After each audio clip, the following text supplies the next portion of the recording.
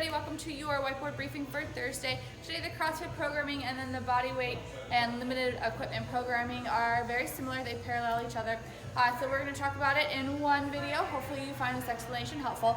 But what we're going to do is you're going to have two sections for today. The first section is going to be running, and then the second section is going to be an interval take on a benchmark workout, Cindy. So what we're going to need to do in the first section is you guys are going to have 16 minutes of working time, and in that minute, in those 16 minutes, what you're trying to work through is 400-meter repeats, right? So quarter-mile repeats.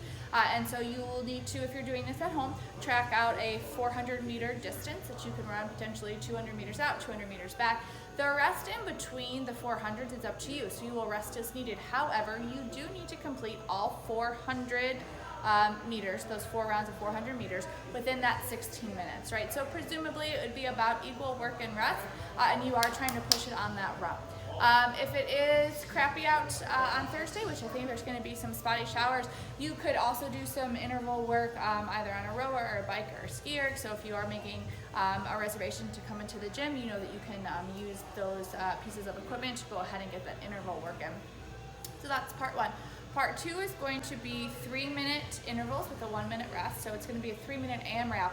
And what you're AMRAPing, so as many rounds and reps as possible in your 3 minutes of work time, is going to be Cindy. And as a reminder, as we prepare for those of you that are going to be doing Murph in July, it is 5 pull-ups, 10 push-ups, and then 15 air squats. So in that 3-minute work time, you're going to do 5, 10, 15 pull-ups, push-ups, air squats. Then you'll have a minute break, and then you're going to start again, and you're just going to pick up wherever you left off on that round of Cindy in that 3-minute work time. So let's say you are on air squat number 12, clock beeps, you have to take your minute of rest.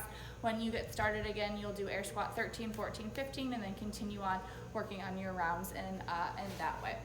So that's going to be the workout for both of your options. For those of you that may be doing this at home or not in the gym and you don't have a pull-up bar, any sort of pulling option is going to work. You can do banded rows, right? You can hook a band around a banister or a tree. If you have a band, you can do banded rows. If you have a kettlebell or a dumbbell, you can do an upright row. You can do a bent over row. You can slide yourself underneath a desk or table and do 5 rows that way. So anything that you have to go ahead and pull up on, any sort of pulling movement is going to work for that. Hopefully you enjoy your workout, and we will see you back here next time. Thanks, guys.